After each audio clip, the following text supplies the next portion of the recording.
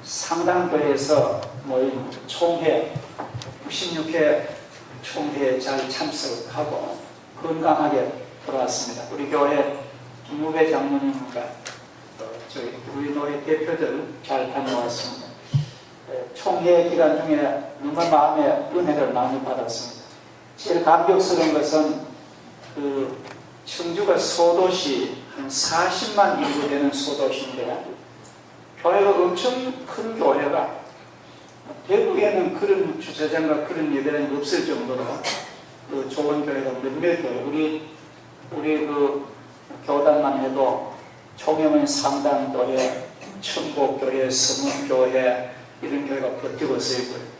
총회 1,500명이 앉고 옵서버들, 기자들, 모든 외빈들 다 앉아도 부족함이 없는 그런 건물이고요. 제일 마음에 감사한 것은 그 많은 손님들을 지금까지는 총회 가보면은 아침은 전부 총대들이 숙소에서나 그렇게 해결하고 있는데 이번에는 전부 아침 식사를 몇 끼를 그 많은 사람들 말이 1,500명이지 그분들을 대접한다고 해보세요. 그 갈비탕을 쫙 끓여서 배추김치 또 몇 가지 이런 콩나물 반찬해서 따뜻한 밥해서 지극히 봉사하고 너무너무 섬기고 사랑이 너무 많은 교회. 800명이 이번에 자원해서 자원봉사를 했다. 주차 안내, 식당 해가지고 그래서 너무 감사의 은혜를 많이 받아. 우리도 참 저렇게 성님의 좀 복을 받아야 되겠다 그런 마음을 했습니다. 수요일 저녁에는 한 40명 40개국 동남아 하여튼 이름도 처음 듣는 나라에 각 교단 대표들이 와서 기도, 설교, 성경 전부 에큐메니칼 그야말로 피부도 얼굴도 다 다른 그분들이 와서 함께 예배를 드렸습니다. 또 감사하게는 전체 총대들이 모인 아침 예배 8시 반 예배에 제가 대표 기도를 하면서 제 자신도 아주 큰 은혜를 받았습니다. 그래서 이러한 영광을 볼 수 있는 것은 아마 하나님이 더 성도들을 더 잘 섬기고 또 지극히 우리가 충성을 하면은 하늘나라 천국의 영광도 준다는 그런 내 마음의 영감을 받고 기쁨으로 돌아왔습니다. 몸은 상당히 고단하지만도 마음은 말할 수 없이 기쁘고 좋습니다. 그리고 이번 금요일 토요일 날 29일 30일 저 순천 여수에서 노회장 모임 다녀오고 그 다음에 우리 노회 10월 10일 날 노회 하면은 아름다운 마침표를 찍습니다. 노회장 직무를. 그래서 지금까지 거의 95% 달려왔는데 하나님이 도우셔서 너무 감사하고 성도님들의 기도 너무너무 감사합니다. 그래서 마지막까지 잘 할 수 있도록 기도해 주시고 제가 바라기는 노회장을 마치고 나서는 우리 전체 성도들이 한번 기쁨에 안주한 밥을 한번 먹었으면 하는 희망입니다. 그렇게 될 줄을 기대를 합니다. 우리가 지금 그동안 7월, 8월, 9월 석 달 동안에 창세기를 강의를 하고 있습니다. 제 마음속에는 하나님을 찾는 족장들, 족장들의 신앙을 우리도 본받자. 이 난세에 우리가 어떤 기준이 있어야 되잖아요. 그렇죠? 어떤 모범이 있어야 됩니다. 물론 예수님의 모범입니다만도 우리 이 세상의 사람들 가운데 환난도 겪고 고난도 겪고 죄도 짓고 조절도 많은 그런 인간 속에서 우리가 신앙의 사표를 삼지 않은 그런 뜻에서 오늘은 제목처럼 내가 요셉입니다. 이런 제목으로 제가 길지 않게 말씀드리니까 아주 주의 깊게 잘 들으시고 은혜 되기를 주 이름으로 축복합니다. 베냐민 스토리는 베냐민의 자루에서 국무총리 은잔이 발견이 됩니다. 그래서 요셉으로 보면 계획적인 그런 일이지만도 그 형제들에게 너무나 당황스럽고 너무나 슬픈 일입니다. 그래서 다시 양식 자루를 가지고 다시 애굽의 국무총리 면전에 서가지고 그럽니다. 너희들이 나 같은 사람이 그 정도로 집어낼 줄 모르느냐? 어떻게 선을 악으로 갚을 수 있느냐? 그 은장으로 말하면은 내가 마시고 애용하는 잔이고 그것으로 국정을 논할 때에 머리가 아프면은 내가 머리를 식히는 그런 애용하는 잔인데 거기는 총리의 그 화성이 새겨진 잔인데 그런 걸 어떻게 훔쳐가느냐? 질타를 하는 거예요. 무슨 변명을 할 수가 없습니다. 딱 증거가 있거든요. 그래서 하는 말이 이 범죄한 사람은 내가 붙잡아서 노예로 삼겠다는 거예요. 그러니까 이 사람들 열형제는 제일 중대한 숙제가 뭐냐면 연세 많은 아버지가 그렇게도 안 보내려고 애를 쓰는 막내 아들 베냐민을 억지로 설득해서 데려갔잖아요. 그러면 반드시 데려가는데 하필이면 그 사람이 딱 그렇게 걸린 죄를 지은 겁니다. 죄는 안 지었는데 하여튼 드라마상으로는 죄가 지었죠. 그래서 그런 와중에 유다라는 넷째 아들이 그 어려운 상황에서 사실대로 얘기를 합니다. 총리 각하 한 번만 내 말에 경청해 주십시오. 당신은 바로와 같은 존귀한 사람인데 억울한 사정을 들었다 하면서 쭉 있었던 얘기를 첫 번 애굽 와서 양식 사러 가서 돌아갔다가 우리가 총리니까 대하는 가운데 당신 아버지가 계시냐? 예, 계십니다. 연세가 많습니다. 100세가 넘었습니다. 당신들 몇 형제나? 그러니까 우리가 말하다 보니까 원래는 12형제인데 하나는 어릴 때 짐승에게 물려 죽고 국무총리인데도 그렇게 아직까지 양심의 가치 없이 말을 하는 거예요. 짐승에 물려 죽고 사실입니까? 아니죠. 하나는 막내라 애처 라헬의 소생인데 아버지가 그 아이는 안 보내려고 합니다. 그리고 우리 10사람 맞다. 그러면은 너들이 간첩이 정탐이 아니면은 그 동생 데려오면 내가 믿겠다. 그래서 아버지 설득하느라고 참 우리 경상도 말로 미안하면 쇠가 빠지도록 얘기를 해가지고 노인이 그 말을 듣고 온갖 선물 다 싸가지고 아우한테 보냈다. 그런데 이 아우가 이런 실수를 저질러가지고 아우가 노예로 있으면은 우리 아버지는 슬픔으로 인생을 마칠 것이고 우리가 그 죄를 어떻게 하겠냐. 우리를 좀 긍휼히 얘기해달라고. 그 설명한 마지막 말미에 그 44장 마지막 제목은 아주 유명합니다. 만약에 노예가 필요하면 내가 대신 베냐민 대신 내가 노예 되겠다. 나를 노예로 삼고 이 아이를 보내달라고. 자기를 희생하는 그 발언에 요셉이 감동을 먹습니다. 감동을 먹고는 막 북받치는 눈물을 억제할 일이 없어가지고 그 자리에 있는 모든 애굽인들은 다 나가라. 관리들, 국무총리의 관리들 높잖아요. 전부 나가라고 하고는 다 나간 후에 자기 형들만 있는 자리에서 울면서 막 눈물을 막 하염없이 흘리면서 형님들 내가 요셉이다. 내가 요셉이다. 이 사람은 깜짝 놀라면 말문이 확 막히는 거예요. 의안이 벙벙하니 도저히 믿기지 않습니다. 노예로 팔아먹은 동생 어디가 죽은 줄 알았지 그렇게 해서 잘 될 줄 그 꿈에도 생각. 그래서 요셉이 쭉 설명합니다.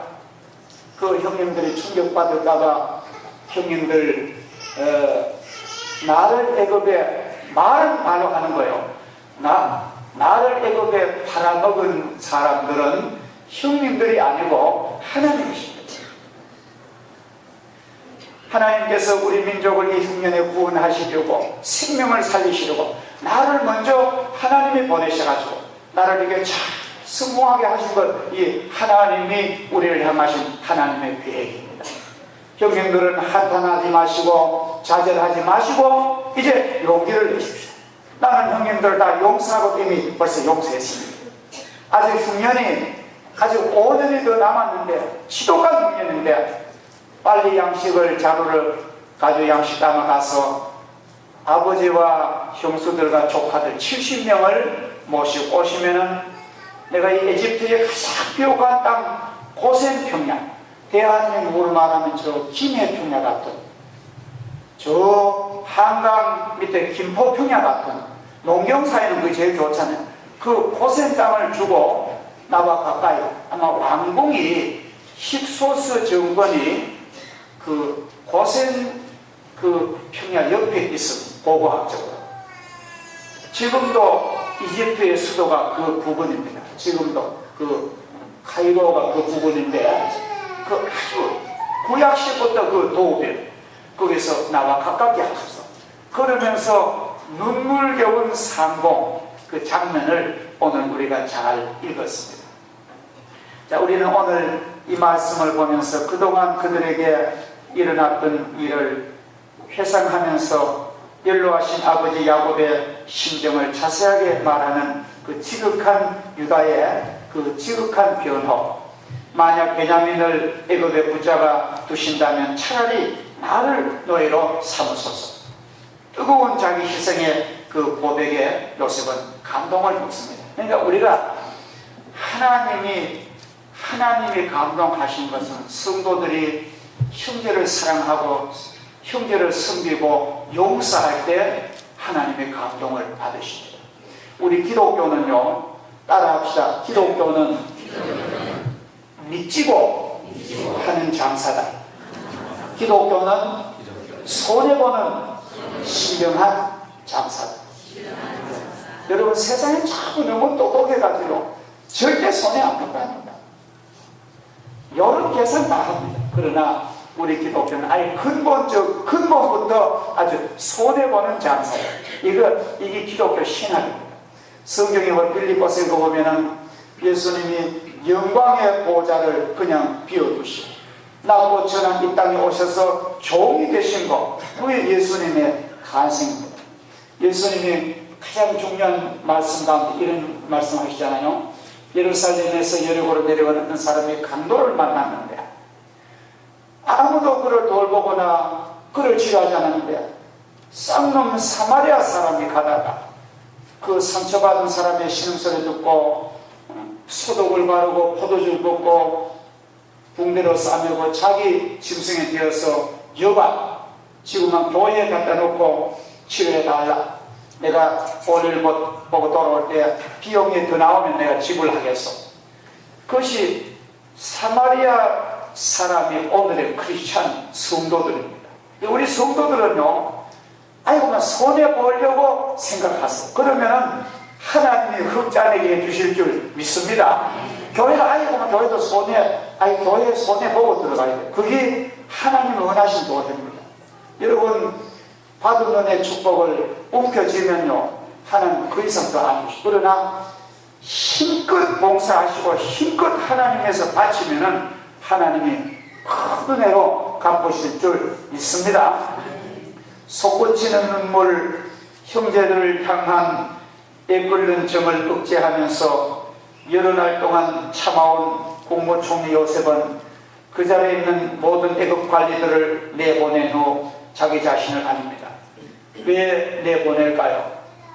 그것은 바로 하나님 믿는 백성의 아름다운 사랑의 비밀을 같이 나누기 위해서.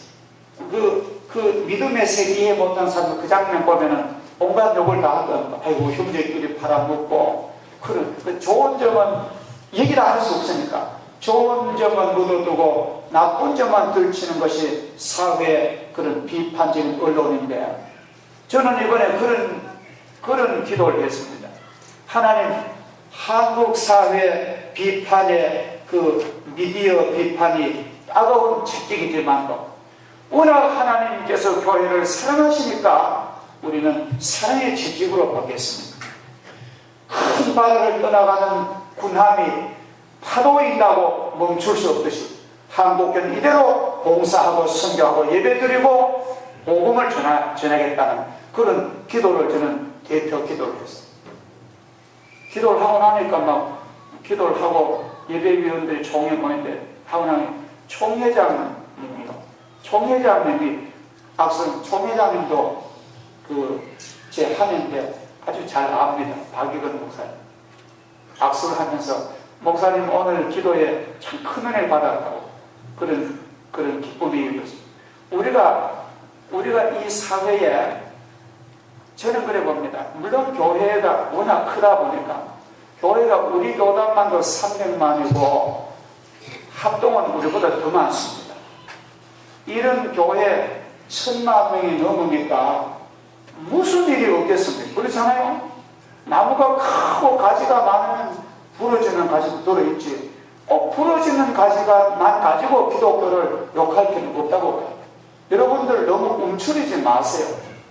우리가 올바르게 살면 될 줄 저는 믿습니다. 안 그러겠습니까? 좋은 비판으로 듣고 우리가 이 민족을 잘 감싸고 기도하고 봉사하면 하나님이 회복시켜 주실 줄 저는 믿습니다. 지혜가 필요한 거예요. 요셉이 그 애굽 관리를 보내는 것은 치부를 너무 이방인들에게 너무 많이 보이는 것도 선교에 지장된다고 저는 믿습니다. 그리고 그 사랑하는 형님들 그리고 동생 베냐민, 내가 요셉입니다. 자기 자신을 바로 고백합니다. 그리고는 소리내어 눈물로 손에서 얼마나 우는지요. 얼마나 아마 우리가 성경을 보면은 요셉이 거부 같아요. 굉장히 체격도 좋고 성경에 창세기 39장이라든지 37장 보면 그런 약간 아람한 게 나옵니다. 근데 그 큰 거부의 국무총리 요셉이 우리가 소리가 얼마나 크겠습니까? 평소에 눈물이 없던 요셉이 막 방성대곡하니까 그 주변 궁중까지 다 들리더라고요. 뜨거운 눈물을 흘립니다. 어릴 때 말도 배우기 전에 아기 때 버려져 다시 다 성공해서 우리가 때로 보면 그런 거 많이 보잖아요. 그 우리나라 6.25 전쟁 때라든지 가난한 시절에 금방 나가지고 요람에 쌓인 채로 버려진 아이가 어떤 월드비전의 어떤 국가의 기관에 보호되다가 아주 사랑받는 외국인 양부모를 만나가지고 이름도 모르는 그 나라 가서 한 20년 쫙 커가지고 대학 졸업생 돼가지고 그 양부모님 가서 한국을 찾아와서 방송국에서 생모 찾는 방송을 들어봅니다. 근데 저는 그걸 볼 때마다 참 감히 요셉의 생각이 나는 거예요. 만약에 저 아이가 생모 밑에 컸더라면 저렇게 행복할 수 있을까? 하나님의 사랑이. 그래서 그 좋은 부모 밑에 참 공부 배워서 유창한 언어를 말하고 인품도 없어. 근데 꼭 그럴 말합니다. 나는 내 낳아주신 어머니를 만나면은 한마디도 왜 날 버렸느냐고 난 묻지 않겠어요. 나는 어머니 얼굴만 보는 게 내 소원입니다. 그 말을 꼭 하더라고요. 얼마나 감동적이에요. 그렇죠? 그 말은 나를 어릴 때 하나님이 보냈다는 것이죠. 따라합시다. 나는 인간의 장난은 보지 않고 하나님의 인도를 믿겠습니다. 우리 구원받은 사람은 누구가 막 해부지해도 그 해부지가 결과적으로 내한테 미치지 않습니다. 어느 정도는 내게 충격되지만 근본적으로는 하나님이 방패되시고 막아주시고 하나님 우리를 보호하실 줄 믿습니다. 하나님이 눈동자처럼 지켜주시고 하나님이 악한 것이 만지지 못하게 여러분과 여러분 자녀를 지켜주실 줄을 믿습니다. 당신들이 나를 애국으로 팔아놓은 게 아니라 하나님이 나를 구원하시려고 보내주셨습니다. 얼마나 해석이 좋습니까? 실제로는 요셉 마음도 얼마나 억울하지만도 그런 거 다 녹아버리고 이제 이런 해석이 나. 그래서 예수를 믿으면요, 인생의 해석이 다릅니다. 안 믿는 사람들은 나는 누구 때문에 망했고 누구 때문에 망했고 나는 누구 때문에 좋았고 그런 해석밖에 없거든요. 우리는 나를 손해보게 한 사람 때문에 오늘 내가 더 잘 되었습니다. 하나님이 이렇게 나를 역이용했습니다. 할렐루야. 그게 사실이에요. 하나님이 나를 이렇게 하시니까 내 지난일 모든 건 다 이미 다 용서한 거. 형들은 막 덜덜덜 떨면서 이제 그 장 본인의 눈앞으로 밝혀지니까 이제 뭐를 받아가지만 이미 다 용서했는 그런 상황을 우리가 알 수가 있는 것입니다.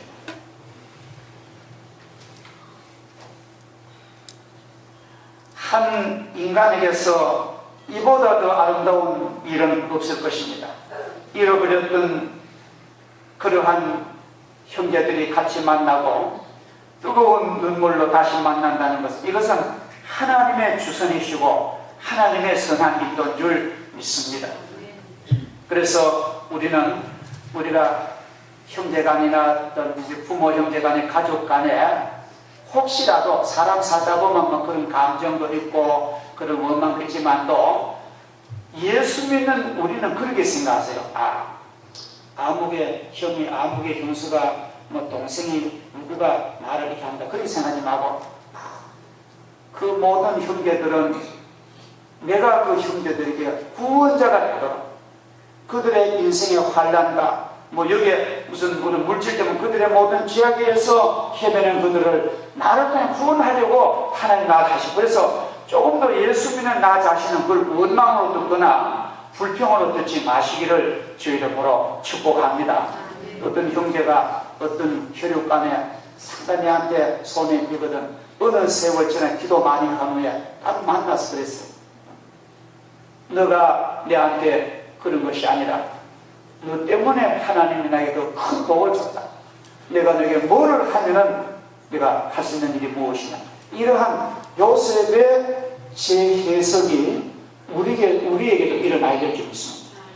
나 예수 믿으면서도 만날 그런 하나님을 못 만난 증거예요. 예수 만난 사람은 그런 게 조금도 없습니다. 할렐루야. 용서하시고 눈물로 화해하시고 이제 앞에 비전, 앞에를 쳐나가는 그런 작업을 우리 함께 연구를 해야 될 줄 믿습니다. 나는 요셉이다라는 이 고백 앞에 그의 형들은 할 말을 다 잊고 정신이 멍한 채 한동안 놀랄 수밖에 없었습니다. 이는 자신들이 저지른 죄에 대한 양심의 가책으로 인한 유구무원이었습니다. 한순간에 자신들이 저지른 그 죄가 그 악을 행한 당사자 앞에 드러나는 순간 얼마나 당황하겠습니까? 혈육을 향한 요셉의 사랑은 실로 위대한 사랑입니다. 이는 바로 하나님의 은혜를 통해서 이걸 배우는 거예요. 우리가 실제로 우리는요, 사람을 사랑할 능력이 없어요. 인간은 자기 자신도 근사하기 힘듭니다. 그러나 하나님의 말씀과 은혜와 성령으로 우리는 배워야 됩니다. 사랑도 배우지 않으면 사랑을 못하는 거예요. 그래서 우리가 요셉의 사랑처럼 이 사랑에서 우리들이 주님께서 베풀어 주시는 자비하심과 그 사랑을 한 번 더 배우시고, 우리도 오늘 이 시대의 요셉 같은 우리 사는 환경에서 그런 은혜로운 삶을 살아가야 될 줄 믿습니다.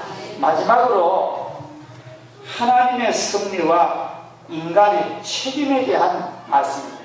자, 이게 상당히 중요한 말인데 오늘 45장 5절에 보면은 이런 말이 있습니다. 당신들이 나를 이곳에 팔았다고 해서 근심하지 마소서, 한탄하지 마소서. 하나님의 생명을 구원하시려고 나를 당신들보다 먼저 보내셨나이다. 이것은 요셉의 그 뜨거운 신앙에서 우러나오는 그런 사랑의 용서의 고백입니다. 자, 그러면 이제 우리는 하나님의 섭리와 인간의 책임에 대한 몇 가지 중요한 사실을 우리 꼭 생각해야 됩니다. 그러면 이래 생각하셨어요. 그러니까 뭐 하나님이 우리를 선악간에 다 인도하시니까 내 할 일은 없겠네. 하나님이 나를 인도하시니까 계획하시고 섭리하시니까 나는 내 역할은 없겠네. 그렇게 생각하시고, 그래서 어떤 사람은 아무 일도 안 하고 그냥 일생을 보내고 하나님 날 인도하시니까 날 천국 가겠지 해서 그런 파도 많이 있습니다. 즉 그런 파도. 우리는 여기서 하나님의 나를 향한 계획과 섭리와 하나님은 뭐랄까요? 설계와 풀에는 하나님이 하시지만도 내 역할이 반드시 있어야 된다. 이것이 중요한 것입니다. 오늘 하나님은 이 형들이 잘했단 말 한마디도 안 하십니다. 그 사람은 그 잘못한 거예요. 하나님은 그 사람들을 충분히 마음으로 징계하십니다. 자, 하나님의 섭리와 인간의 책임 그 한계선이 뭡니까? 하나님이 명령하신 것과 금하신 것을 따르는 인간의 책임과 의무가 우리 모두는 하나님의 주권적 섭리 아래서 살고 있다는 것입니다. 하나님의 큰 울타리 안에서 사는 우리들입니다. 인간에게 주신 자유의지의 그런 선악을 통해서 그 결과는 우리가 내가 책임을 져야된다는 것입니다. 이게 다시 쉽게 말씀드리면 하나님이 우리에게 그 자유의지라는 선택권을 주셨어요. 이게 아주 창세기에 나타난 하나님의 뜻인데, 하나님이 한 사람 여러분과 저를 하나님이 이 땅에 보내실 때에 그냥 이런 무슨 공장에 이런 생산품처럼 그런 사람으로 복종하는 사람으로 그렇게 안 보내시고 우리를 보내실 때 내 안에 자유의지를 줘가지고 내가 복된 인생을 살 수 있고 내가 악한 인생을 살 수 있는 그런 선택권이 내 안에 있습니다. 내가 오늘 교회 갈 수도 있고 등산 갈 수도 있고 선택은 내 안에 있는 거예요. 하나님 그걸 간섭하지 않습니다. 나를 교회 가라고 몰아넣지 않으세요. 성경을 보면 나를 막 등산 가라고도 몰아넣어요. 근데 너가 하나님의 지고하신 명령을 너가 선택할 권리를 우리에게 줬다는 거예요. 무슨 말씀인지 이해하시겠죠? 그러면은 어떤 것을 복된 선을 선택해서 하나님의 영광된 일생을 보내든지 친구에 쏘았던 간에 어떤 악을 비동적이든 능동적이든 악한 길에 빠져가지고 죄악을 짓다가 일생을 마치면은 그 책임은 너 영원히 지라고 해요. 그래서 하나님은 참고 믿음으로 선한 행함에게 하늘과 천국으로 보상하시고 악을 행하고 죄를 범한 인간에게는 하나님이 노와 진노로 지옥으로 하시는 것이 하나님의 섭리와 인간의 책임에 대한 결과입니다. 이게 교회의 아주 승명입니다. 이 교회들이 아주 뼈대입니다. 그래서 여러분들은 이건 공무했고 아니고 이 관계없이 내 양심과 내 영혼이 이것이 하나님이 원하시는 것이구나. 기도로 알게 해주시고 생활로 알게 해주시고 양심으로 알게 해주시고 예배를 알게 해주시면 그건 내가 그 추진해 나가는 거예요. 그게 크고 작은 일이 없습니다. 사람 보기에 크고 작은, 하나님은요 작고 큰 게 없어요. 작은 물 한 잔도 선한 행위는 이건 엄청나게 보시고, 하나님은 국가를 하나 세우는 것도 하나님 보시기엔 물 한 잔으로 볼 수 있다는 거예요. 그러니까 우리의 그 마음의 방향성, 마음의 향방, 그게 중요한 거예요. 그게 우리 복음을 전하기 위해 있습니다. 아셨죠? 결과는 우리가 책임을 져요. 하나님 책임지시오. 내가 죄를 지는데 하나님이 나를 그렇게 방역 안 해도 천만에 많습니다. 제가 아까 말씀드려도 6.25 전쟁 때 버린 아이도 노력하고 좋은 사람만 된다. 그래서 우리는 환경 탓 너무 하지 마시고 가족 탓 너무 하지 마시고 내게 주신 은혜와 권리를 잘 활용하는 5달란트 맡은 주의 종들 되기를 주 이름으로 축복합니다. 하나님의 섭리는 인간과 피조물 전 영역에 미치옵니다.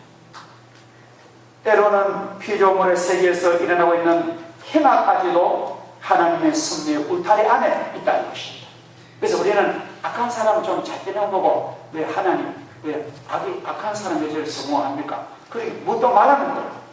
하나님이 다 그 모든 것 다 하나님이 큰 용광로 안에 다 녹여가지고 하나님의 뜻을 성취할 줄 믿습니다. 때로는요, 사람 보기 악해도 하나님들을 이용하시는 때가 많아요. 인간은 모르죠. 저렇게 악한 사람이 어떻게 아이고 목사가 될까? 예를 들면 그런 사람 없지만 저런 사람이 교회 가는데 전도를 하면 뭐 예수 믿는 사람 저기 얘보다 더 나쁘더라. 어떤 건 그래요? 전도를 하니까 그래요. 제가 전도를 하니까 그럽니다. 목사님, 진짜 그 사람 말이 맞는지 모르겠어요. 목사님, 한 가지 물어보죠. 근데 물어보라고 그러니까 내가 건설 현장에 일을 했는데 건설 현장 사장이 장로인데 내 돈 일먹고 안 줍디다. 그 사람 말이 100% 맞나는지 모르겠는데 네, 그렇습니다. 아마 그 장로님 사장이 충분한 사연이 아니겠느냐. 그 이상 답변. 우리가 보기에는 악한 것들도 하나님이 보시는 관점은 또 다르다니까요. 그렇죠? 제가 이번에 보니까요, 참 놀라운, 저는 우리는 세계 지도를 맨날 우리 한국 지도와 중국, 일본, 뭐, 이런 지도 보잖아요. 이번에 제가요, 뉴질랜드 가서 뒤잡힌 지도를 한번 봐요. 그거 한번 사볼만 해요. 완전히 거꾸로 된 지도를 보니까요, 뉴질랜드하고 영국하고 그렇게 가깝고요. 우리는 쫙 지구 반대편일 거예요. 여기 이 파도 완전 거꾸로 사람이 이렇게 물구나무 서가지고 보는 거죠. 그래서 우리 아이들에게도 우리 한국 지도를 뒤잡아서 보고 우리가 저 나라 넘어가는 거 이런 것도 한번 봐요. 그래서 여러분 지도를 사실 때도 그냥 보통 지도 사지 말고 세계 지도를 이게 돌리는 거. 반대로 볼 수 있는 지도를 사가지고 아이들에게 보여보세요. 그리고 어릴 때부터 아이들에게 영어 이 대화, 영어 듣기를 훈련 많이 시키면은 하나님이 좋은 일꾼으로 쓰실 줄을 믿습니다. 자, 인간의 모든 행위에 있어서 각성을 촉구합니다. 인간은 그 하나님의 경고를 무시하였을 때 무서운 책임, 그것은 오직 인간이 책임을 져야 되는 것입니다. 어떤 의사가 아주 좋은 믿음, 하나님을 잘 믿는 의사가 말기암 환자들을 다루는 의사입니다. 근데 자기에게 있는 말기암 환자에게 마지막 대화를 이걸 한 거예요. 환자 가족들과 완전 곧 죽는데도 날 뭘 빛나달라 하고 나 이것 뽑지 말아 달라 하고 그런데 그 의사는 다 알잖아요. 그죠? 다 알면서 마지막에 그 요청이 막 하지만 그 요청보다 이랬답니다. 그 환자하고 눈을 맞추면서 그 의사가 이랬는데 당신 하나님과 화해했습니까? 그걸 저는 그 의사가 옳은 의사거든요. 당신 하나님과 화해했습니다. 지금이라도 화해하라는 거예요. 우리가 인생을 이 고귀한 인생 살면서 하나님과 좋은 관계 제일 중요합니다. 세상에서는 저는 그래요. 부모와의 제일 중요한 건 부부와 좋은 이 관계. 그런데 우리 인생, 총체적인 인생은 당신 하나님과 화해하셨습니다. 저는 우리 교회 제가 영혼의 의사로서 사랑하는 종인 여러분의 모습입니다. 여러분 한 사람 한 사람 하나님과 화해하고 있습니까? 미루지 마세요. 내가 내년에 가서 잘하지 안 됩니다. 지금 잘하시면 됩니다. 지금 우리는 순간순간 하나님이 내게 책임 물으시는데 사랑하는 아들아, 사랑하는 딸아, 내 너에게 이러한 은혜를 줬는데 너 종변을 택하고 영광의 인생 걸어가라 하시고 내 중에 하나님 내 이력서를 보자 하실 때에 나는 주님 명령하신 거 내가 수행했습니다. 부족하지만도 하나님 이거 보십시오 하는 그런 삶 되기를 주의 이름으로 축복합니다. 기도하겠습니다. 감사하신 하나님 아버지, 나는 요셉입니다라는 눈물의 고백을 하는 것을 저희들이 보고 있습니다. 그 고백 속에는 얼마나 뜨거운 사연이 녹아있겠습니까? 원망과 불평이 많지만 그거 다 말하지 않고 오늘 이렇게 만남은 하나님이 주신 아름다운 만남입니다. 나를 능하게 하시고 나를 행복하게 하신 것은 형님들과 조카들과 부모 형제를 봉양하라는 하나님의 거룩한 엄숙한 명령입니다. 내가 그 하나님의 명령 앞에 내가 무슨 나의 의를 자랑하겠습니까? 형제들 근심하지 마시고 이제 편안히 부모 형제 한 곳에서 아름다운 공동체를 이루고 하나님을 잘 섬기고 고생당해서 영광의 삶 살라고 부탁하는 요셉처럼 하나님 기도합니다. 오늘 사랑하는 성도님과 제가 이 오늘의 요셉이 되게 하여 주옵소서. 내가 처한 현실 속에서 내가 오늘의 이 인물 되게 하여 주옵소서. 하나님은 큰 것 요구하시지 않습니다. 하나님과 화목하고 인간과 화목한 저희들 되게 하여 주시며 은혜를 베풀어 주옵소서. 예수님의 이름으로 기도 올려옵나이다.